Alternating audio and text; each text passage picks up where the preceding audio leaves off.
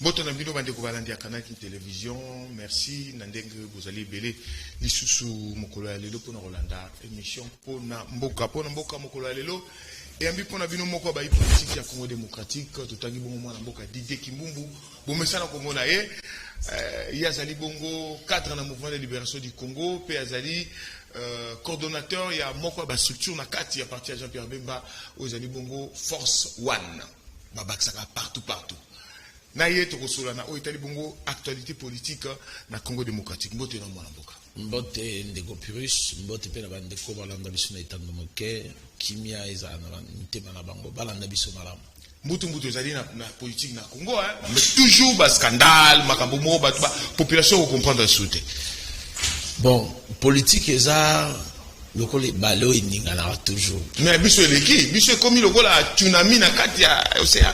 Il faut évaluer n'ingana po bato azora précaution ba ebande ni bakobimisa ba solution sika soki ma evanika nye zalaka pesi moko ya bokebi omoni na kenda na bikoro lac moko eza na lac Tomba na kuta la kwala nye evani silence mon pepezate mais na ngonga moko bobu etomboki babwate baluka babaniere baluka bato bakufa mbonge na politique to ba bresso na politique et ça tout à fait normal parce que ça ba idée zo tout ana ba intérêt zo tout ana ba tu bazoluka ba positionnement ba tu bazoluka pe mboke bonga population pe azana makambo ya ye o ba benga ngo ba revendication ya population pour ça population to bosenga ya population dans l'ensemble so pour que na monde ya ba travailleurs ba revendication sociale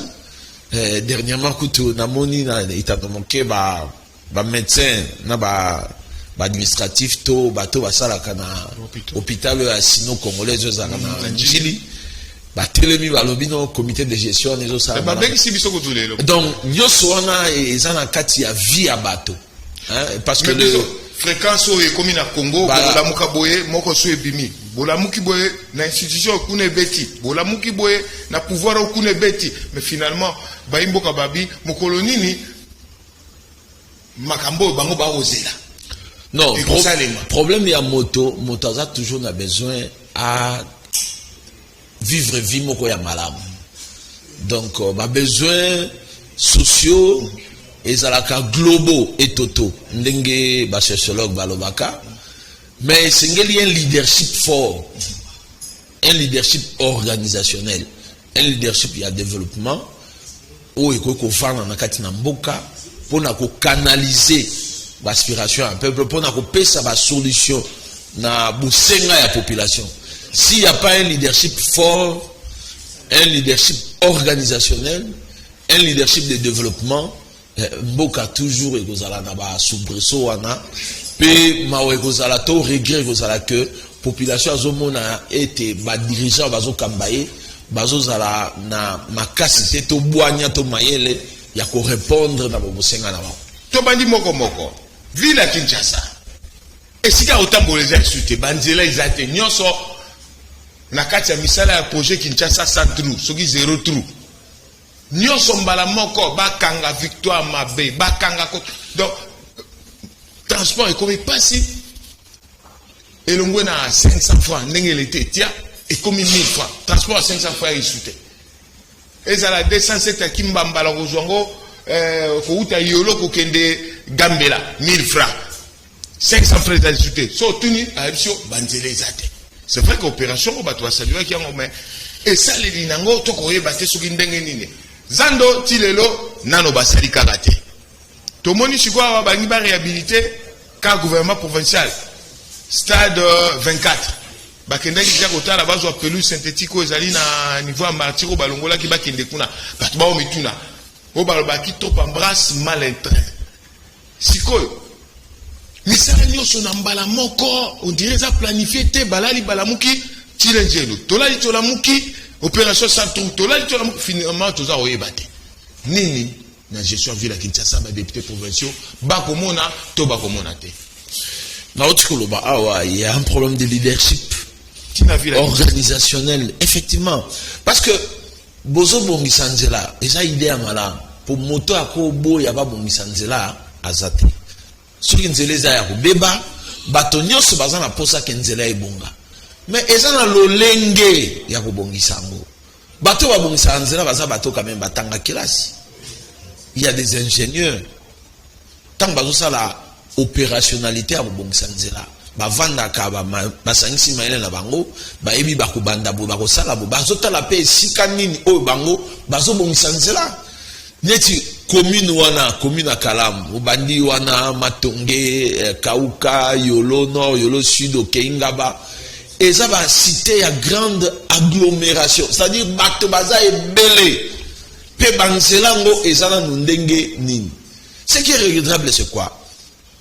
Baroloba ba bongisa nzela oui mais bazo bongisa ngo ezo semblé za lokola désordre dans sens nini bako kanzela po buki balongoli o eza ya kolongola mais ba permettre te ko luka moi solution moko ata issu de secours babino lokato kanga kotoyo to bongisa na koto po bato bako ozala na moyen to possibilité ya koleka bango bako kanga koleka ya bato etali bango te koleka ya babitu ka mosusu etali ba moi j'ai assisté ba moto na nzela moko babenga ngo inwenwe na côté ya mombele wana mais bato bazo baluka wana bato bazo koya na potopoto na ba moto ezo baluka mimi bato ba baluki ba koyi donc c'est ce qui est regrettable bongisa nzela mais oui mais bozo bongisa nzela ngo ndire boza na kanda ya bato eza mosala basala ngo nous avons vu ba japonais ne basala ki mosala na route poids lourd nzela ezaki mabe bazobongisa dans l'entretien bazotika pe passage pona ba mitukele ka bato baleka mais oyo bango baosala wana na ebite so eza encore bien so ezelo konini et puis ndembo lobi wana qui embrasse trop mal le train bongolo ya kobongisa victoire kota kauka batimoli côté ya université batimoli bakei côté ya rond-point na côté ya Yolo médical voilà batimoli bakei na Kimwenza ça dit on ne sait pas musalango est-ce que ce n'est pas planifié moi-même je m'étonne mais qu'est-ce qui se passe dans la tête ya bato ba bongisa nzela gouverneur il faut fungola misu et puis obi banzela wa reneti nzela université nzela wana esali moins de 2 ans ekufi société ezwa kimbongo liboso est-ce que suivi les arcs est-ce que contrôle les arcs à chaque fois batiaka panneau il y a toujours un bureau technique qui a contrôle bato wana bapesa bango préavité bosali mosala bien sûr mais il faut bopesa biso garantie que après 6 mois ou bien en dehors 6 mois toujours continuer ko tala nzela so bato na soka bazwi mbongo basali nzela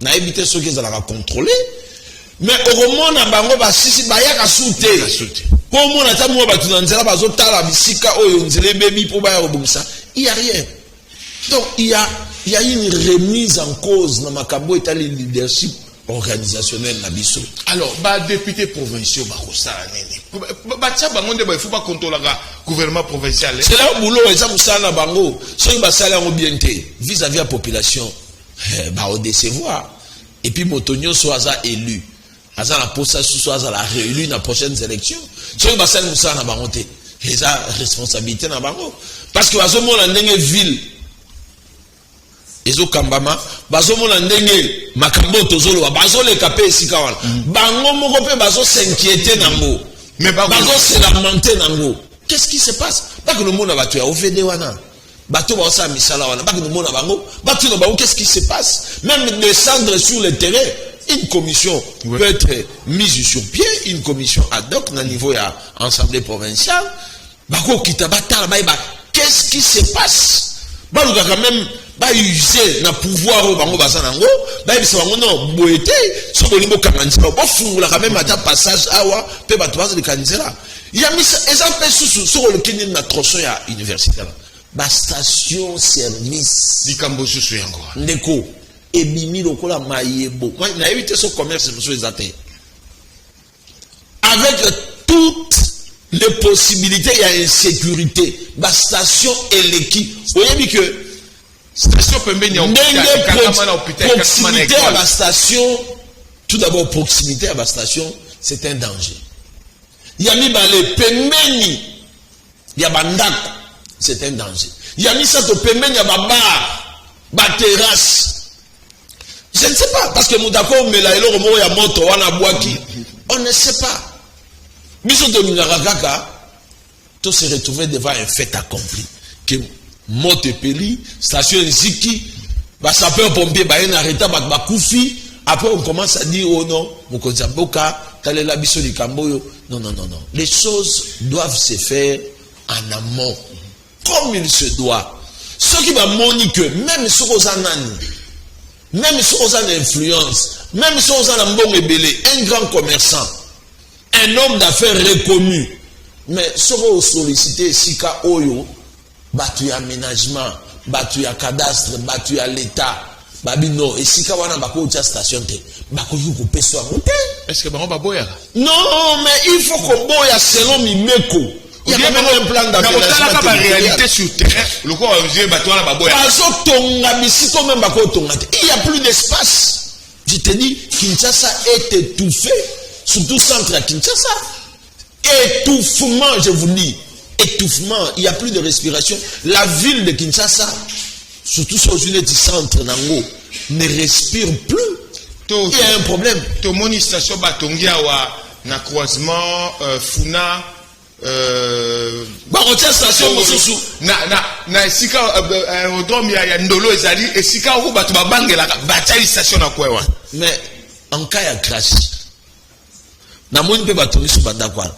Bati la station tu na virage. C'est-à-dire et sika ba voiture ya ka ko virer na ko mur. Mais ça danger. Donc,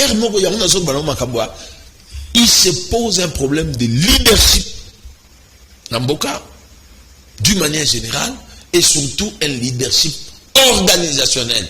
Et ça a un déficit, c'est-à-dire l'État. Ndenge Sengela Kambamboka, l'État a kokate. Bato baza fort que l'État. L'État commis très faible. Voilà. Tolongwe na ville, na gestion ville à Kinshasa, tomati na niveau national. Bato balubani maluba mabea na bala mike bayoki yango bakomo kofinga na bala mike moi na moni moi aboko lo bala yo delinquant so yo voyou bala mike ya primaire ba deuxième primaire. Donc pour na bango bayoki lokwa bayoka yango tangu su babanga yango mais ba moni yango na télévision. Ah babia ezaka boye donc biso to banga yango pamba bango pe ba joko ba adopter yango na ko na nzembo moko ba mission ba auto yemba ba yemba ba musique ba ko beta ba ko yemba sikoyo ba musique urbaine ba sali nzembo moko ya likambo ya délinquance na voyoutisme ba voyou na ba délinquant babi mboka ezali dirigé na ba voyou na ba délinquant biso te ba tutolobi yango bango moko batu balobani yango. Non, l'Assemblée nationale, exemple. Effectivement, il se pose un problème, il y a une culture démocratique chez nous. Comme je l'ai dit, il y a carence à leadership en Mboka. Et Makambo Mboka, tout ça, nous avons abordé d'une manière responsable. C'est comme ça qu'il y a trop de conflits personnels, trop de disputes. Les gens s'empoignent pour des raisons non justifiées. Alors que Makambo est allé en jeu en Mboka. Et Singleto abordant avec un esprit de responsabilité, un esprit de maturité, jusqu'à Nani Chirac Albardo. La démocratie est un luxe pour les Africains. Est-ce que tu peux ces raisons? Dans des cas d'espèce, je ne sais pas. Mais au Moni, c'est ça là. En tant qu'élu, il aborde la matière où il y a Monique à aborder aborder où il y a le Batuana, Makabutali, budget en Mboka, reddition des comptes. Vous savez, Tokolobango peut-être plus tard, un élu doit faire son travail. Le président de l'Assemblée nationale, mais c'est un chef de corps. Il y a un règlement intérieur et assemblée. Oyo ezo la kisalulenge ya bango ya kotambola na kati. Si les gens ne respectent plus leur règlement intérieur, institution on a utilisation de valeur telle. Donc, moi j'en appelle à la responsabilité des uns des autres. Président et Assemblée nationale, mais c'est une grande responsabilité, c'est une haute personnalité. Est-ce qu'azoye bananu, azakoye bananu musala ou yazosa? Mutuna moko maître. Zéro nasilisa. Est-ce que Siko Yazal, il est au bureau, il regarde tout le monde. Tout le monde. En regardant tout le monde, il regarde toute la République. Sans le savoir, oui, c'est effectivement ça. Il regarde toute la République. Il s'adresse à toute la République. Bien sûr, dans ce là, il y a des députés, il y a des élus. Donc c'est une grande responsabilité. Ezali match, il y a l'isanoté, il y a l'iototé. C'est de la République qu'il s'agit. Nous devons réveiller notre conscience. Tout comme il y a un appel qui doit être lancé. L'appel à la conscience nationale. L'appel à la responsabilité nationale. L'appel au patriotisme. Mais nous gérons par défaut. Nous gérons par défi. Nous gérons par la rancune. Non, les histoires du pays, bordakango, sans passion. Avec élégance. C'est avec élégance, rationalité, objectivité. Qu'est-ce que nous voulons? Si c'est ça la dénonce. Mais j'ai suivi aussi l'IGF a dénoncé un certain nombre des abus. Il a utilisé aussi un certain nombre de termes. Mais attendez, je termine. Au-delà de ça, il se pose réellement un problème. Bateau et bateau budget. Bango, c'est le gouvernement qui a un budget dans l'ensemble. L'Assemblée nationale, c'est l'autorité budgétaire. Ce qui n'a qu'à dire bango, budget wana, bazo kobako solo la masolo nango malamute. Donc c'est pose un problème. Et va retomber sur la population aux Alani. Et qu'on a la terre, qu'on a la négative. Donc il faut l'autorité budgétaire a veillé sur ces budgets. Oyo bango bazo avalisé, bazo ndima yango. Bango ne bakolo nango. Ce qui gouvernement ils a côté ngababa non. Nzela bozo landaona par rapport ya budget wana eza bongote. Biso de bakolo budget. Donc c'est ça qui a fait son travail. Toya na likambo yango penza. C'est ça qui a fait son travail, oui. Mais likambo pelisi moto za le terme parce que on va le likambo ba terme, il j'ai fait un terme mazo utilisé. Délinquance financière. Yango mutu et puis misi makambo nyos. Moi na niveau ba la gérer ba terme na bien ça peut-être général en côté. Mais quand il y a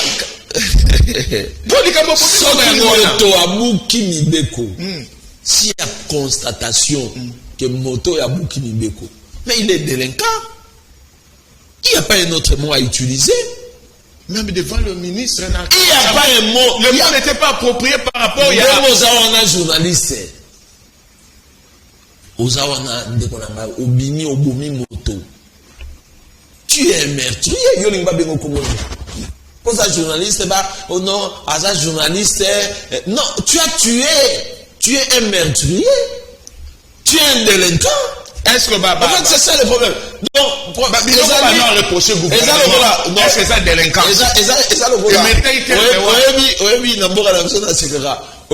À une certaine époque, soit avec un individu,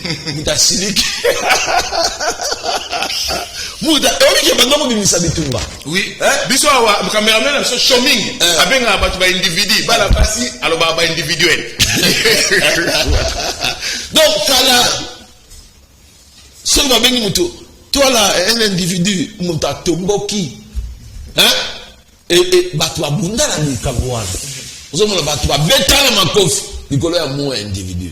Non, quand quelqu'un viole les lois du pays, c'est un délinquant. C'est-à-dire, dès lors qu'on constate qu'a violé, il n'y a pas un autre mot. Au qualifié Moutouana. Il n'y a pas la amadoué. Ce qui réellement a Mouki Mobeko Mboka, c'est-à-dire à créer des ordres na kati ya mboka. Oye biso ko yibi mbongo ya l'État, to yibi mbongo ya ba fonctionnaire. O créer préjudice c'est pas ya ba fonctionnaire wana bandako na bango. Ba prime nga bazwa, ba kozwa te. Budget bango ba nga basa par rapport à prime wana kozala te. Tu es un délinquant. Et Zalina sens c'était que c'est ça il a parlé bien sûr avec son cœur, mais peut-être à constater que ce qui se passe ce n'est pas comme ça. Hein? Je les soutiens totalement. Moi, en tant que juriste, je les soutiens. Réaction à devant le président de l'Assemblée nationale. Non, ça c'est une autre paire de manches. Et ça, comme d'abord, au niveau, il y a assemblée. Il y a un règlement intérieur.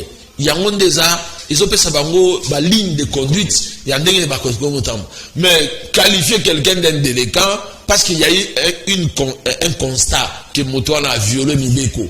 Et ça, la loi pénale, et ça, la loi financière. C'est de la délinquance. Il n'y a pas un autre mot. Et comme vous choquez mon touté, bon, élégance, dans le cadre de Bango, en tant que déshonorable, ça c'est une autre paire de manches. Mais sur le plan de la réalité, quand quelqu'un viole la loi, c'est un délinquant. Voilà, délinquance, nous sommes éviter au péché dans le Bango, délinquance, Congo Olda. Tu évites voir la personne de délinquance parce qu'on est sur la finance, Vous savez, hold up, bon, si on doit là, c'est aux gens on en dit, bazo titré en wana, to continue à katia ou babinga ngo ba crime. Ba crime économique. Ouais, ça ba crime. Parce que c'est l'argent du pays. Il y a des gens qui se sont organisés, une bande organisée, pour pas commettre babiloko basaliwana. Alors, biloko et bimiwana, en fait, ce ne sont pas les Congolais. Bon, bien sûr, peut-être les Congolais na kati, mais bateau ils va porter en haut, et ça va étranger. Entre autres, des journalistes d'investigation, détectives privés, au bayebi makambo, il y a crime économique, il y a makambo, il y a blanchiment, makambo, circuit bancaire, makambo belé, n'eng bayebi, bimisiam, et biminam. Ils ont continué comme bima. Mais s'il n'a noté, l'auto c'est la nan. Bakombo zomima. To c'est la nan, hein? Bakombo nyonso ebima. Ebima likamongo comme la souka, ce que toi apporter maintenant un jugement de valeur. S'il est des personnes où il baza impliqué na kati, mais il faut pas répondre. Si le problème va ba remettre tout na babi, le quoi kombo ya président Kala Joseph Kabila na ba membre famille les a cité. Est-ce que Mbulamatari na bisoir bakoza na makasi pour juger parce que na Congo hold up azali cité na procès CBA avant-hier à Susu moko ya ba présumé assassin ya mwana mboka CBA na chauffeur de Fidel Bazana a cité les sous ka Kombo ya Joseph Kabila lokola yem tabanda ko pesa mebeko ndeko virus ngala ko ebisoboy même Nzambe hein a sanctionné qui Lucifer. Même Nzambe, Lucifer a été sanctionné. Pourquoi? Parce qu'Abouka qui m'a béco. Ça qui m'a bé. Babengi est l'ange de lumière. Azagi pemene Nzambe, Lucifer. Tant Abouki m'a béco. Il a été sanctionné par Dieu. Bible dit que Nzamba a joué les collabos qui a wanasi. Babiski malheur à la terre. Donc c'est ça le problème. Donc ce qui est le instituer une république d'impunité. Togo le belasuma va développement. Togo le belasuma kemboko eko bongate. Ceux qui t'ont institué une république d'impunité. Hein? Mais c'est fini. La justice va disparaître. À quoi bon? Il y a ba juridiction. À quoi bon nommer des magistrats? À quoi bon nommer des juges? À quoi ça va servir? Mais c'est fini. C'est la jungle. Un pays moderne. Nous sommes dans un pays moderne où il y a Mobekoli Kondi, Ezali, Etali Sindengeni Nimboka organisé.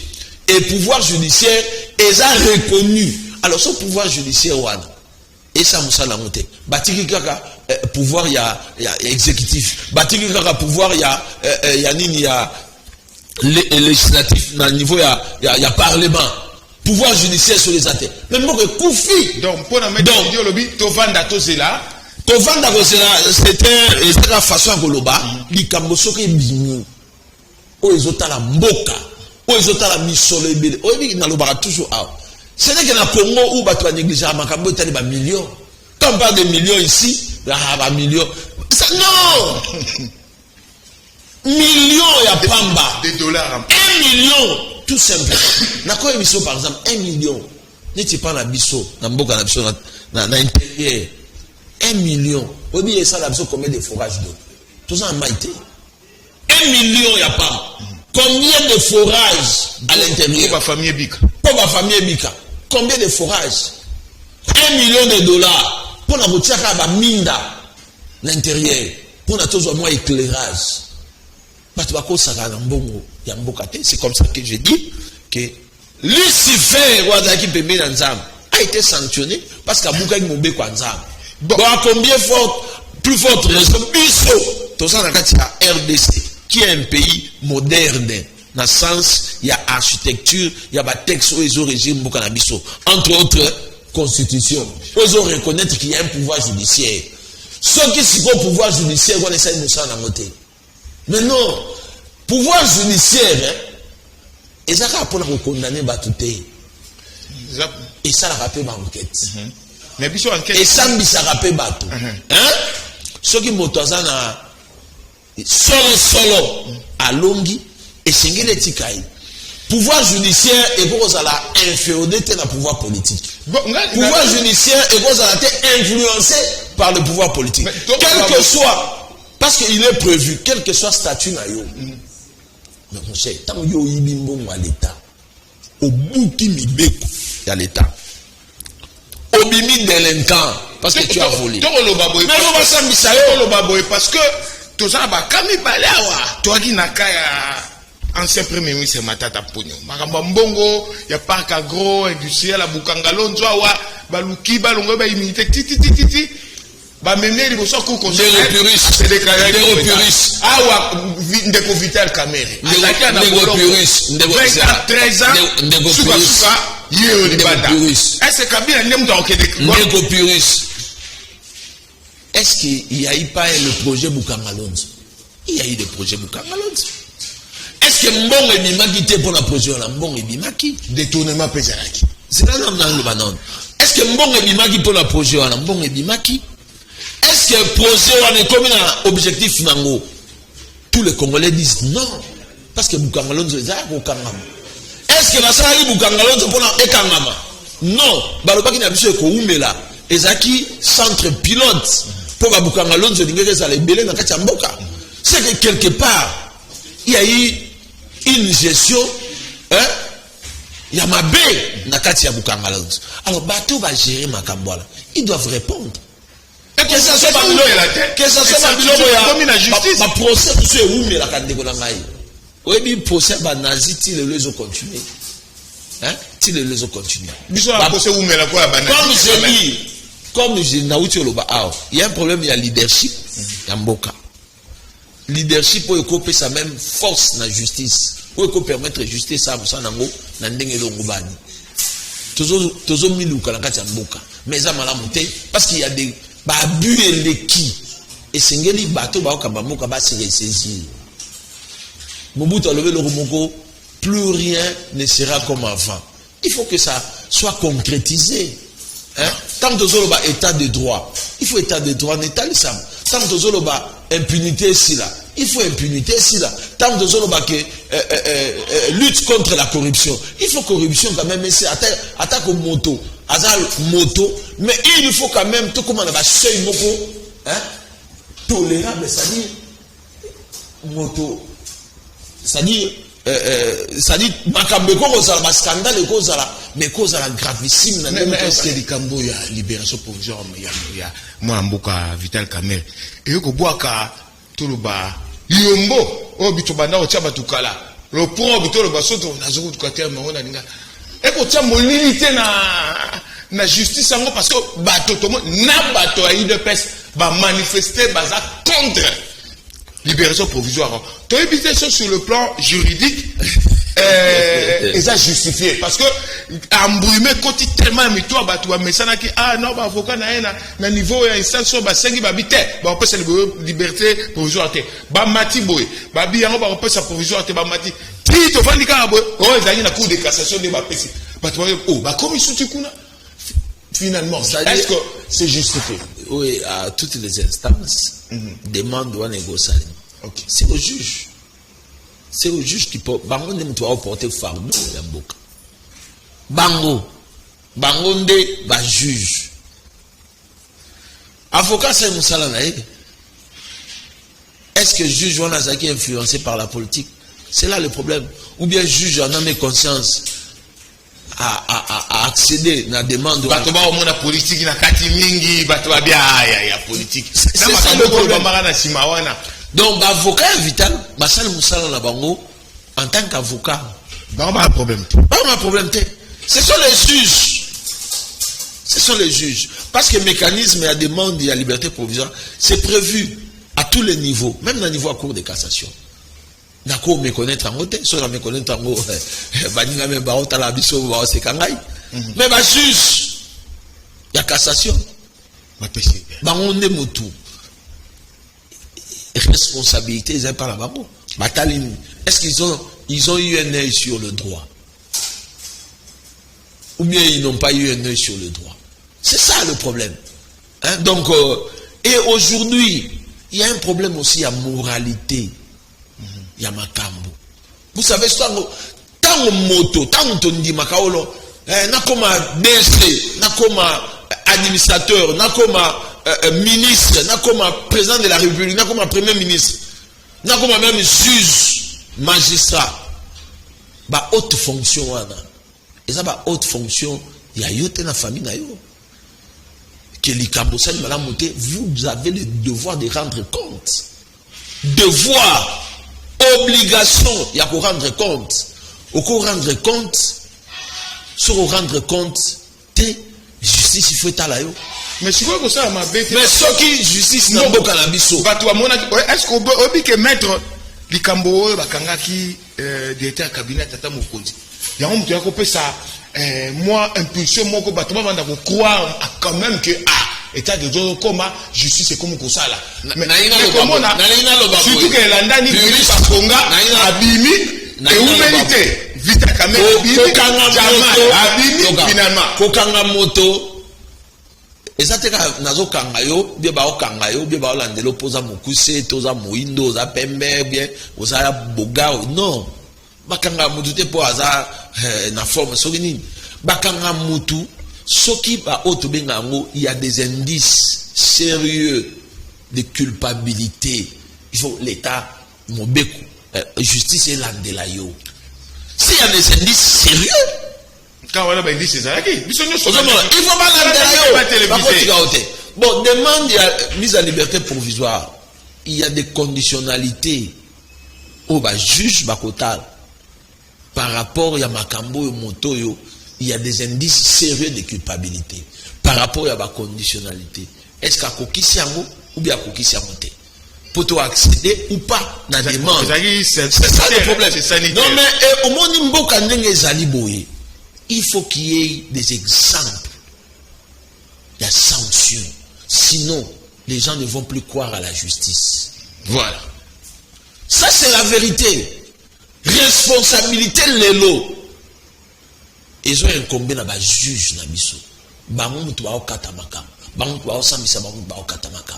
Est-ce qu'ils sont indépendants? Est-ce que la justice est indépendante? C'est la grande question que chaque Congolais est à se poser. Pourquoi politique ils ont inféodé justice? Alors que même la Bible et lobby, hein, c'est la justice qui élève une nation. Même pas tout honnête justice à sa moralité.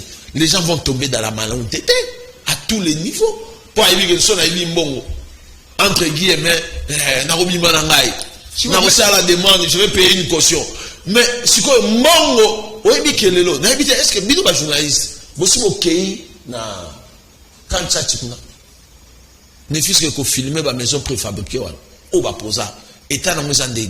Il faut y aller, regarder Mbonga Mboka. Est-ce que servir réellement na makambo ba signaki et salem. C'est ça aussi le problème. Dans le lot, comme je l'ai dit ici, il y a un problème de leadership à tous les niveaux. C'est comme Kodjabagi Kamere, il est honnête, sérieux. Azana no na makambo fa ça na mboka, il peut servir la nation. Yango batu ba omona ke ba bimisie parce qu'il est sérieux. Donc vous savez, le plus grand sanctionnateur, c'est le peuple. Attention au peuple. Peuple, comment on a été le rôle là, Lako et Lali, attention à la population. Il y a eu des révolutions dans le monde. Révolution, la révolution, parmi les plus grandes révolutions, la révolution française. Oh, les lois même sur la libertés individuelles, les droits fondamentaux. Attention. Il y a eu mur de Berlin et c'est cool qui. Imaginez la période où la guerre froide. Mais la population a décidé de non mur et séparer il faut quoi. Attention. Donc, et ça n'a mon côté dans mon milieu, surtout sur la Mayenne. Il y a Keba dans la population Zoloba. Si il monte à Kebi dans la population Zoloba, il fait une fausse route. Et la population n'est pas soutenue. Après, ça a la légitimité dans mon pouvoir pour la même en prenant des décisions drastiques pour la mboka. Ah bah non, tu serais ceinture pour la mboka et ça et que des bosso. Donc, en fait, c'est ça le problème. Voilà. Tout ça, au Kende na souka, il y a une émission na biso. C'est vrai que Makamboko le bawa, bato msuba routine d'adia ba message pour na ba poser ba question, mais tant de ça absolu défaut. Tout que dans les camps force one. Vous avez bon guerre à est. Guerre à est bon. Force one. Une minute pour la parce que ngai na sina pesa solution boye. Na sa proposition boye. Est wana batonga muraille de l'est. Tu vas tomber mur. Si na tonga ya ye. Président armée ougandaise. Si na tonga ya ye. Hein? Si na tonga ya ye. Président armée ougandaise.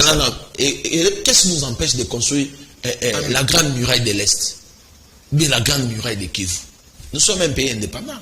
C'est la solution. Yami Balé, pourquoi guerre wana zoumena? Les lois, ça plus 20 ans. C'est qu'il y a trop d'implications. Il y a des implications, même il y a des nationaux.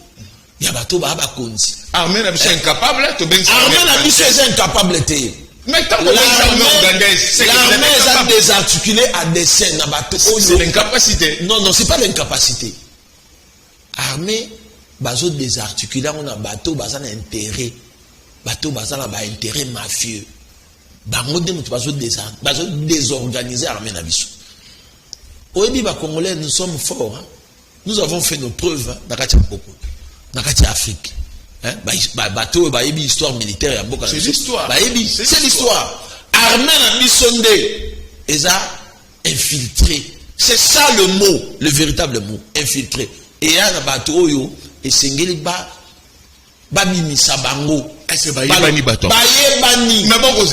choses connues. C'est comme ça que je vous ai dit qu'il y a un problème de leadership. Un problème de leadership. Alors, Force One, Force One, les structures spécialisées, il y a MLC pour le leadership de Jean-Pierre Bemba et du MLC. Biso Toutaki na Kasangulu. Et c'est qu'on a installé un comité territorial. Il y a Force One na Kasangulu, donc toujours ça à Moussala. Kitoko. Samedi le 11, tous à Mongafula. Côté à Mama Kokokuna, on est installé en coordination communale. Mais peut-être bon installer Force One dans la commune, ou bien dans le quartier, non, Baye, dans le siège national, il y a parti. Bengi Bisson dans le numéro Oyo 081 19 22 470. Bengi Bissou, numéro monsieur Zali 089 76 77 513. Mais oui, ça va on peut Force One sur les mais pas Force One est une structure spécialisée à MLC. MLC c'est le Balemonen. Et Balemonen et Kitara et Balemonen ils ont la rivière à Mickey. Donc statut à partie et prévoit que l'association est Zali, la structure spécialisée Zali. Et Bissou, tout ça la particularité dans Bissou.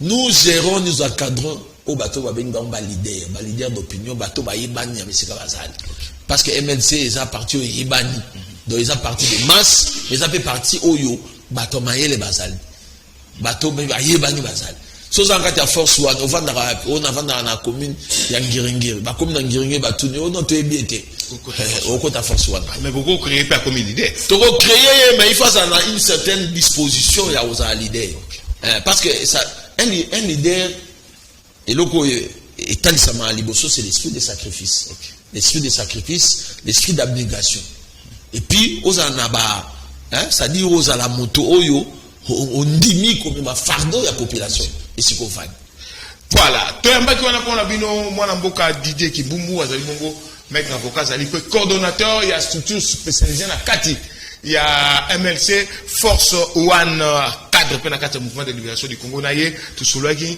na hôtel bon actualité politique na Congo démocratique boyoki ba bianone apesi tokutani vendredi ezali koya